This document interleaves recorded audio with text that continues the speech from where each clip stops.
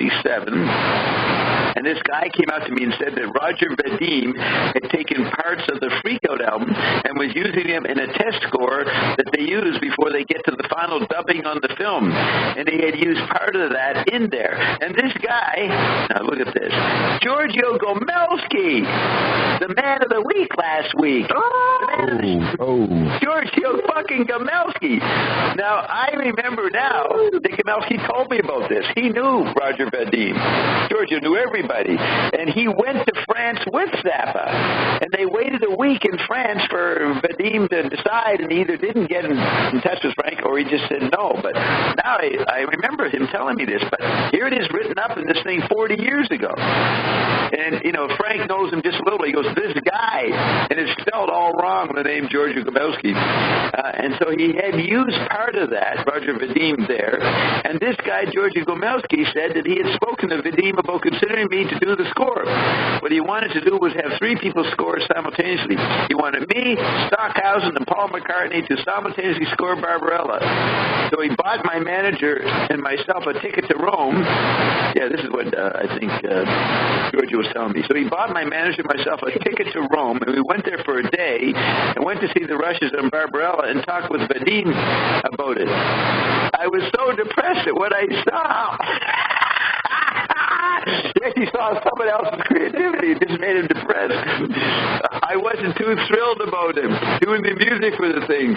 Fortunately, they didn't ask me to. Frank's a polite guy. He would have been embarrassed. He's glad they turned him down. It totally pissed him off or depressed him. It's crap.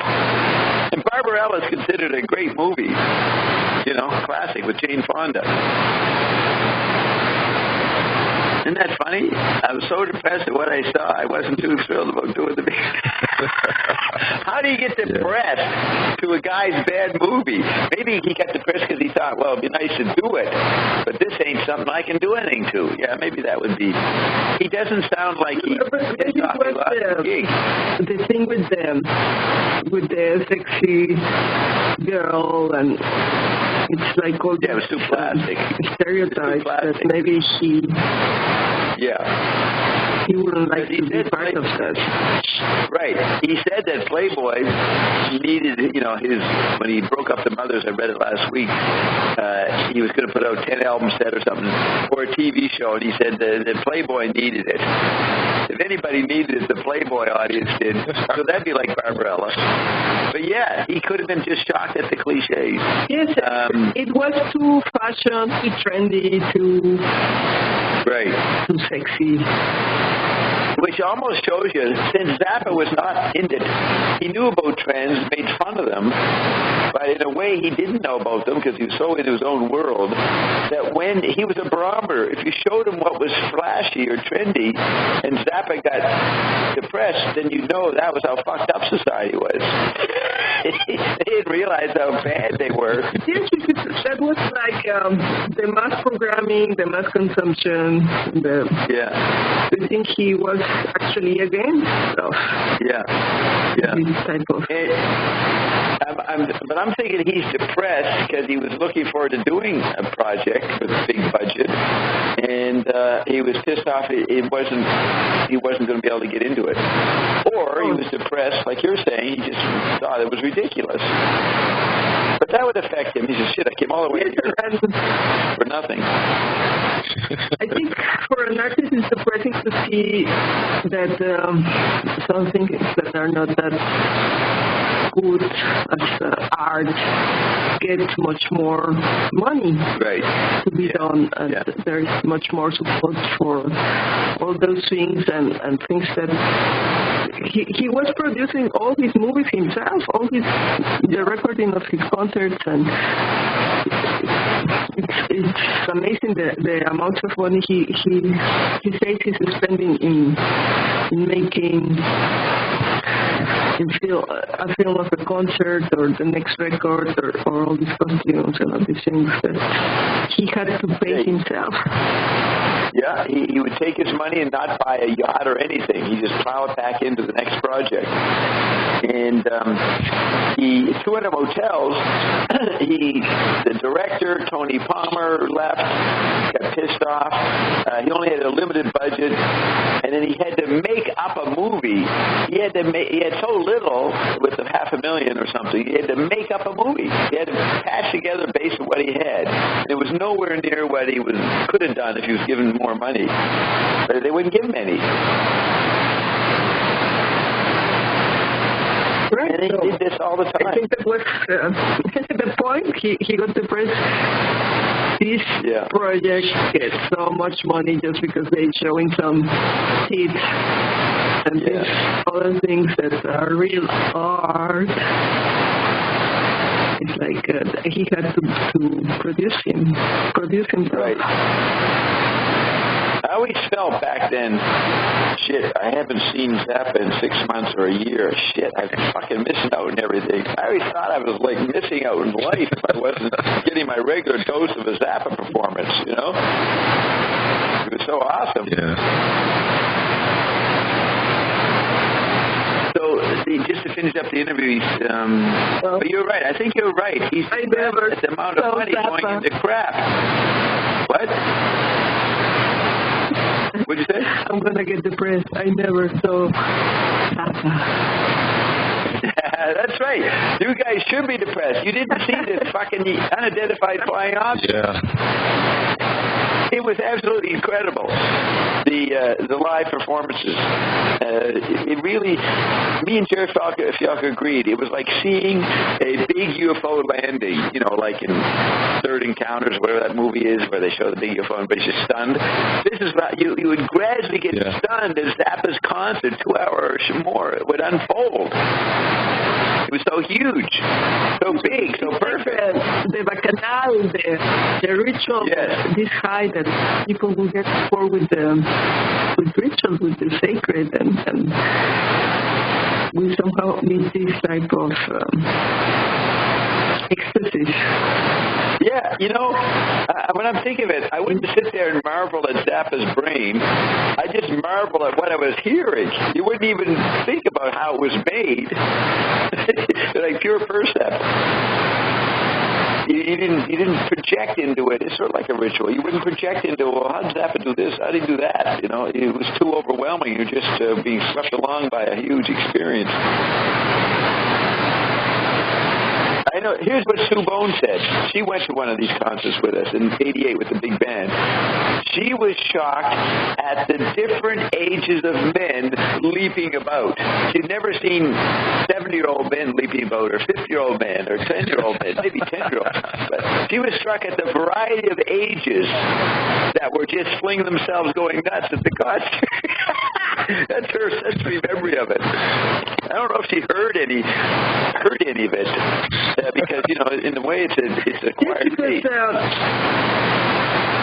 Like Zappa was saying before, it's not a trend like the hippies with the flower and the revolution guys that were just protesting because it was trendy. They wanted to be hip. They wanted to be in. But he was beyond that. It's not a trend. It's like he said, nobody's going to stop him. It was almost like he knew he was doing such incredible art that no one would notice it. They wouldn't even notice it. Yeah. I attempted to play that again. That was pretty incredible, but we'll hold off. If you guys all leave me and I'm by myself, I'm playing it again. No, you can play it.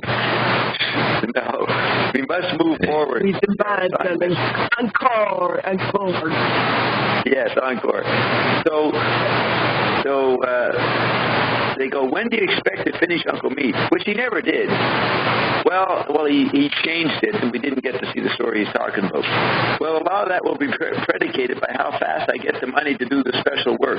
Is the film in color? Yeah. Are you editing yourself? Yeah. If you don't go to movies and you don't see other people's movies, why did you decide to make one? He goes, I like movies. Where do you see them? I watch the movies I make, and I like them. I make little home movies. I've been doing it since about 1958. I started out using 8mm. In fact, some of the things in 8mm are going to be blown up and incorporated into the film. Is the film going to be blown up into 35 eventually? That's right. Isn't it going to make the 8mm parts look strange? No, they'll look real nice. They'll look exactly like they're supposed to. When talking to you about music, I find it difficult to talk about classical and pop because you seem to break down the barriers between them. Zappa says, I don't think there should be any barriers. I think that art should belong to the people and not just a few people who think they're really specialists or something. But there it is. He takes up the Bert point, anti-specialist.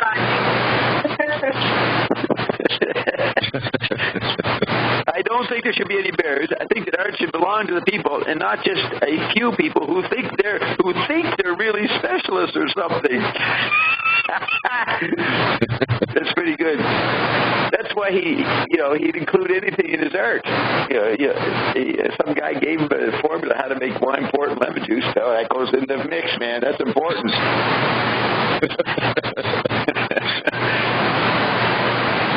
Wow, that's pretty neat.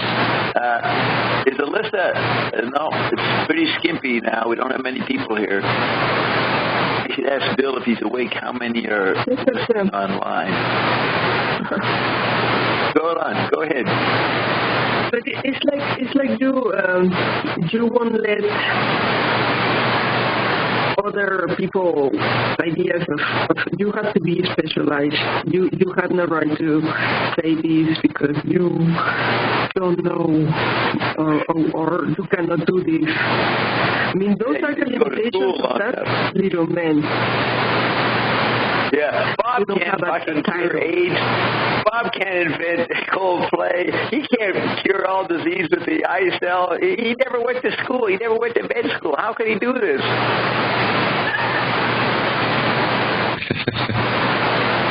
What were you just saying? And then there is this other aspect of what we are as humans. If you think, like Ian says, you've been around for such a long time and you this system of castles that are aligned with the ley lines and right. They have all these encoded, very complex things in them. And it's like, what do you really know? Or how could you limit yourself to be especially that, and that's the thing with the Renaissance, that I think we're retrieving the Renaissance, but again, as it should have been,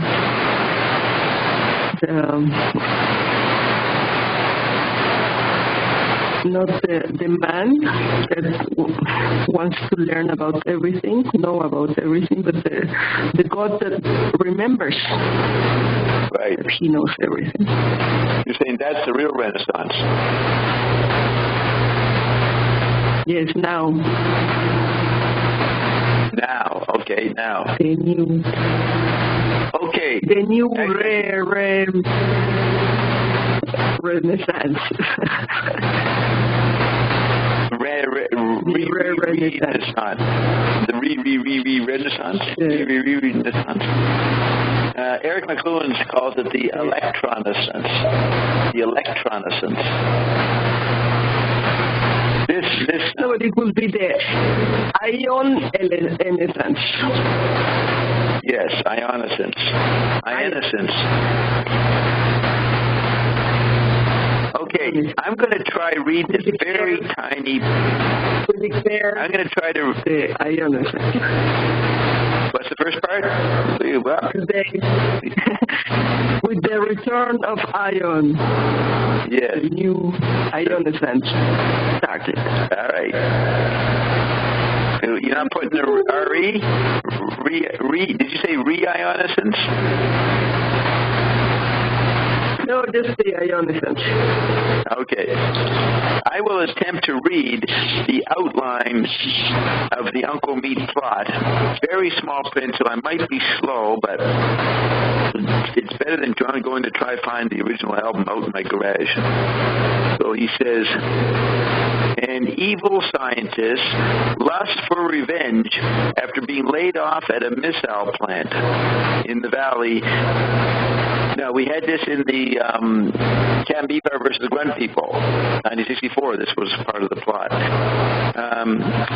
Also, his father was always leaving employment. An evil scientist lusts for revenge after being laid off at a missile plant in the valley when the government contract is canceled. Using equipment stolen from the plant over a period of years, in brackets, assembled in a deserted Van Nuys, that's a valley, Van Nuys Valley in L.A., assembled in a deserted Van Nuys garage. And so he used that and some recipes for mystical potions. There it is.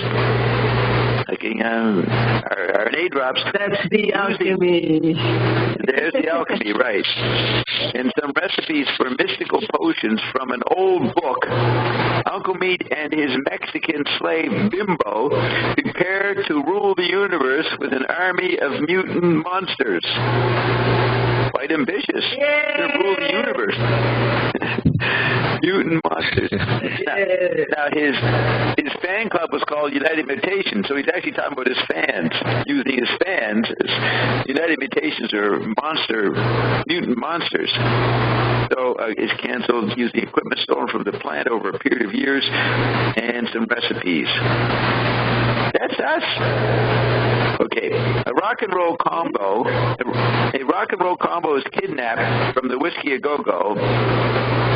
A rock and roll combo is kidnapped from the Whiskey A Go-Go.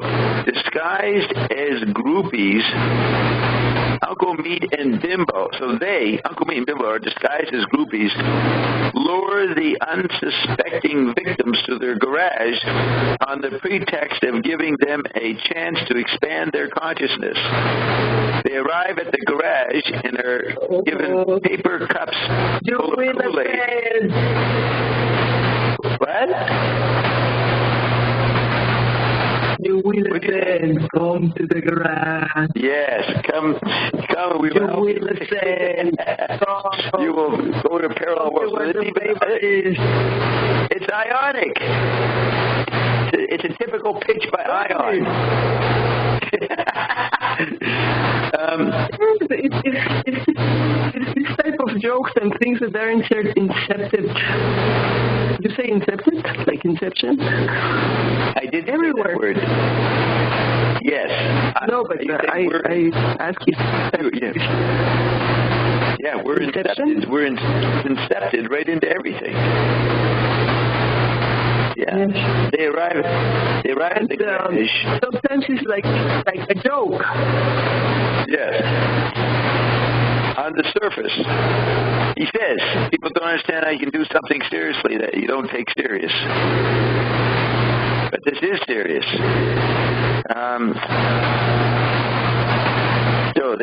So the groupies grab Ruben and the Jets.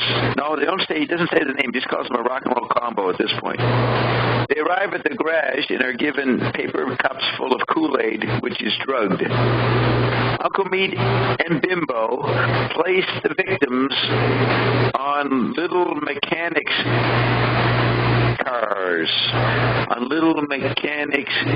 cars or carts from under an old Nash in the corner and cover the limp bodies with the psychedelic posters they have used to conceal the lab equipment. They prepare to administer the serum. So you got, psychedelic posters, and they're hiding machines and hiding a car, an old Nash in the corner. So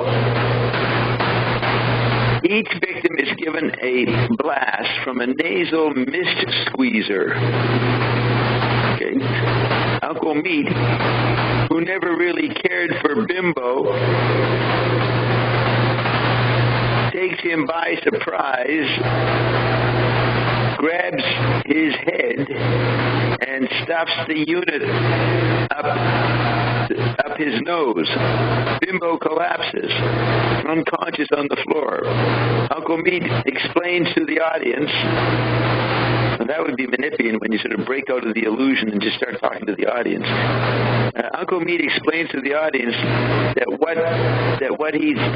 when he throws a switch on the wall, the minds of his victims will be completely reprogrammed with the details of his master plan. Well, that's what we do with the drops. We reprogram people. He pulls out a roll of computer tape and places it in the machine. The tape will be played directly into the brain through headgear placed on the victims. I get that right, played directly into the brain, right? When the process is completed, not only will their consciousness be expanded, their brains will actually be enlarged. He explains that the human skull is hard bone, doesn't really leave much room for the type of tissue growth the victims will experience here, and the enlarged brain will extend through the sinus cavity into the noses of the group. This area has been softened by the nasal mist and will reshape itself to accommodate the extra brain cells. He throws the switch. Wow, because Ion says there is less oxygen and all these things with the hypothalamus. Yes. So it's like an allegory of that yes. less oxygen, we are not breathing, and all these things happening in the brain that are clogging up the nose. He throws the switch. Under the posters, the noses become erect. Uncle Meat explains further that the mutants have been equipped with a secret mind-destroying vocal drone mechanism. The sounds attack the glandular system of the victim, destroying his will and forcing his body to quiver helplessly while crazed fantasies race through his mind. Uncle Meat drinks a potion that will make him immortal. Look at that.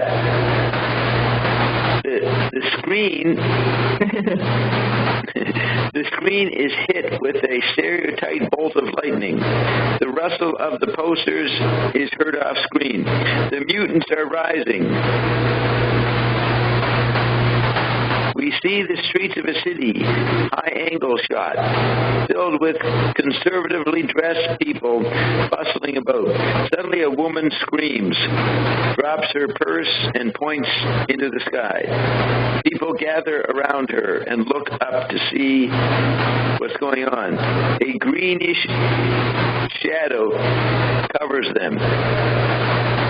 They are frozen with terror. We see a reverse angle shot from their point of view, looking out toward the city and skyline. Towering above it, swaying titanically, emanating immense white, look at this, there's the white glove fingers. Forgot about that. Towering above it, swaying titanically,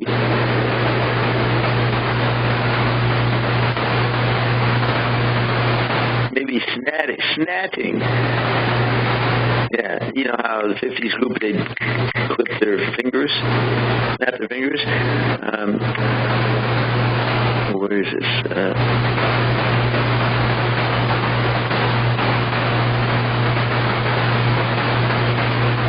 Suddenly a woman screams.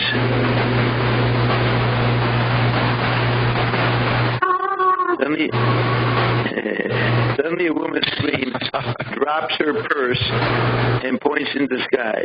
People gather around her and look up to see what's going on. A greenish shadow covers them. Yes, the green language. They are frozen with terror. We see a reverse angle shot from their point of view, looking out toward the city and skyline. Towering above it, swaying titanically, snatching immense white gloved fingers, and lip-syncing their latest hit, Reuben and the Jets prepared to destroy everything that contemporary civilization stands for.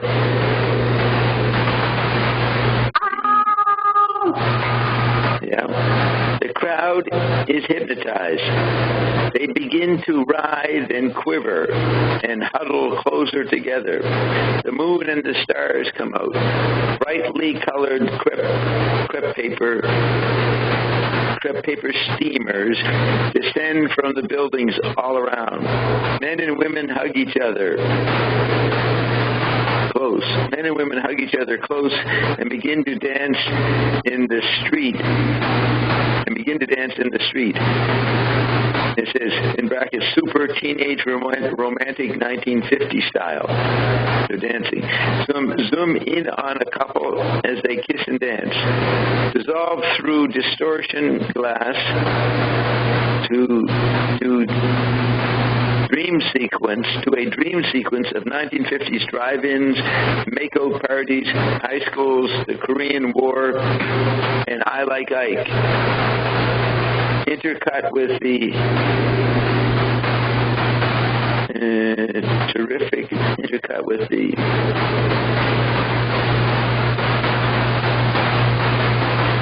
something Reuben the Jets brain snouts flapping in slow motion. Intercut with the something Reuben the Jets brain spouts flopping in slow motion. Cut abruptly to an extreme close-up of Uncle Meat speaking directly to the audience. Here's what he says. Certain sounds at certain intensities have amazing effects on plants and vegetables. They'll never take me alive, he says. They'll never take me alive. Ha, ha, ha. Unquote. His laughter fades in echo as we dissolve to a starry night in the desert. So there he is, dealing with sound frequencies. And what else was there?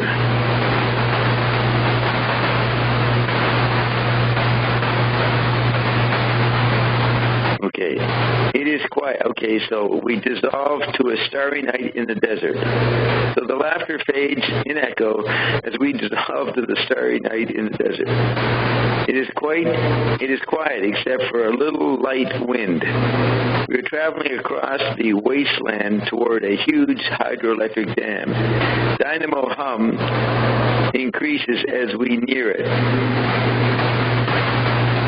We cruise over the dam itself and appear to land on the top of one of the high-voltage towers nearby.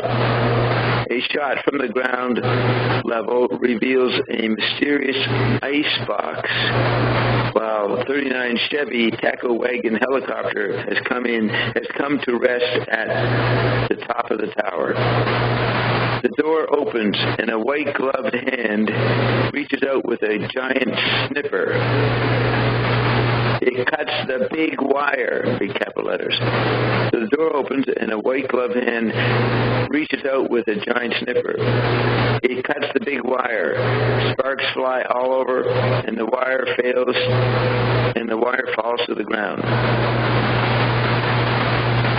The camera moves into an extreme close-up of the hot wire as footsteps come crunching up out of the darkness. A gnarly hand reaches for the wire, picks it up, and drags it away as the camera follows. The wire is drugged No, the wire is dragged quite a distance until firing the apple of pocket. What is that, Roxy? Firing the dragger of the pocket. Until alchemy allegory only known to the initiate. Right. Okay, so the wire is dragged quite a distance until finally the dragger of the wire whips a giant ready to go electric plug out of his pocket. Attaches. Now these are guys that won't teach our man, whatever his name was, RNA drops guy, how to do things. Attached. So he takes the giant wire and plugs it into. Whips a giant ready-to-go electric plug out of the pocket. Attaches it to the wire. And plugs into an enormous female socket built into the ground. The sun is beginning to come up. We pull back to a wider view. Standing by the big wire and big plug and big socket is Uncle Meat. In the distance, we can see the taco wagon helicopter lift off and float toward him in the sunrise. So do that again. The sun is beginning to come up. We pull back for a wider view. Standing by the big wire and big plug and big socket is Uncle Meat. In the distance, we can see the tackle wagon helicopter lift off and float toward him in the sunrise. All right, there's one more little paragraph here. Are you with me? You're hearing? Yes. Okay. Over the shoulder of the Chevy helicopter driver, through the chopped front windshield, we see Uncle Meat surrounded by a lot of big wires, all plugged into the ground, some gigantic science fiction type electrical switches nearby, and a truckload of large hotel lobby flower pots with leafy green plants in them. All this is poised on the edge of the Grand Canyon. The helicopter settles in the rest of Paris.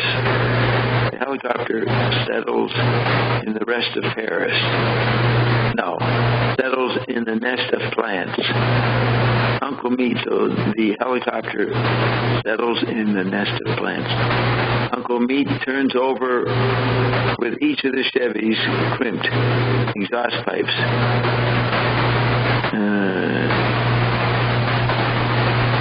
You had a game. So he's got this scene going, and one of these friends from Grand Canyon sends him supplies covertly. And then it says, Uncle Meat jumps in the Chevy. Okay, the helicopter sentries in the nest of plants. The helicopter settles in the nest of plants. Uncle Meat runs over with a pair of microphones on short stands. He places them behind each of the Chevy's crimped exhaust pipes and throws a big Reuben revs. This may not be read properly. Revs, okay. A gigantic backs off the pipes. Uncle Meat jumps in the Chevy. The sound of the pipes amplified like the the rear of a rocket engine, causes the plants to grow like Jack in the Beanstalk, lifting the cherry into outer space. And into outer space, lifting the Chevy, not the cherry. The sound of the pipes, amplified like the rear of a rocket engine, causes the plants to grow like Jack in the Beanstalk, lifting the Chevy into outer space. As the vines streak upward, large grotesque pods grow under the leaves and flop off on the ground near the big switches and into the canyon. Remember, he said the hippies were round up at the Grand Canyon, concentration camp in the Grand Canyon. So there it is, read for, I think, the first time ever into the record. Yes, and he's talking about the future sonic and ultrasonic weapons that exist now. Okay, you're talking about back then? You're saying future atomic weapons exist now? What's the context for that? Yeah, the sonic and ultrasonic weapons exist now. But he's already presenting this type of things. Well, it's pretty good. He's way ahead of everybody else. 40 years earlier, he talks about the plan that Green Man's supposed to do. But what are you saying? You're saying that there are new types of weapons that, for example, destroy your ears or damage your brain or cause disorientation. And the police or the military doesn't have to shoot at you, just with the sound, with the waves, with the impact of some frequencies. They can even kill you or injure you. Yeah. And, it's like Uncle Mick is already developing this type of weapons. Could you say the last sentence? Exists now. Yeah. Oh, you're saying that exists now. That is crazy technology. Yeah, because it's crazy technology. They made a big joke and the like. Did you say big joke? No, forget it.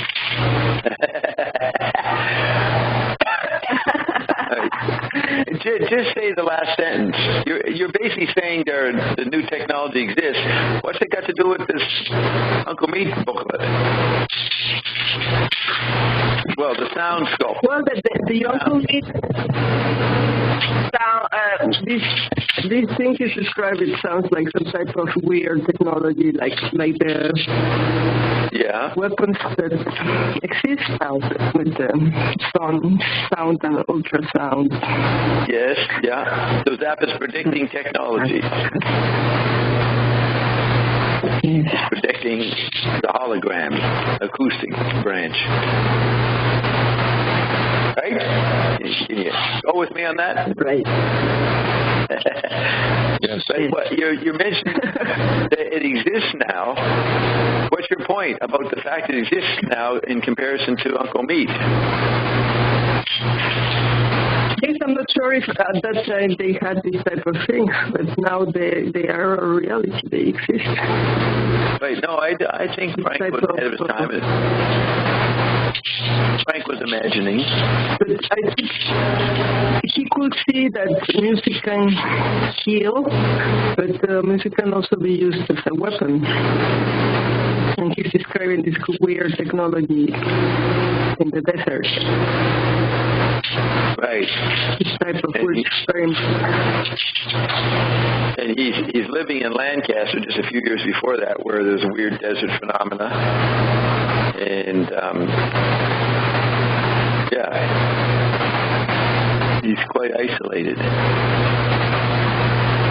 Okay, so are you ready, guys, for new facts. Yes. Bert, where the hell you been? Did you just come back? I've been here. Crazy scientist. No, I've been here. What do you think? What do you think of the bean story? He's talking about the beanstalk, and then he just what? He was looking, I mean, the whole creativity, the whole beanstalk, it made me think of the effects that the eye cell has on everything. Right, yeah, good point. So it ends with the car in motion. You know, it's the script that he presents is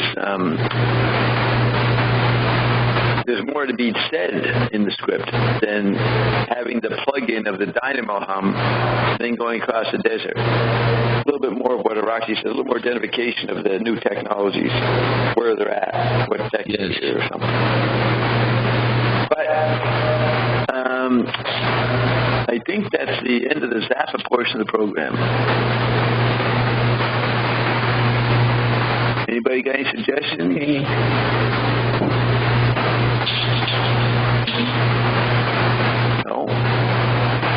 No. That was very nice. Yes. Stories. Well, in reading it, did I read it too slow? Could you make it out? It was okay? Yes, it was fine. All right. Yes, it was okay. So basically, the Uncle Meat thing I read you is all about programming the environments, many environments with sound, right? Is that cymatics? Cymatics or cymatics? Well, yes, but cymatics affect matter in the structure of matter, like it's like a mutation of the particles. Okay. Then so this type of things can be used for good or for bad. But he's always making these scripts about crazy scientists in their crazy laboratories trying to conquer the world. So and up against the government, a fascist government.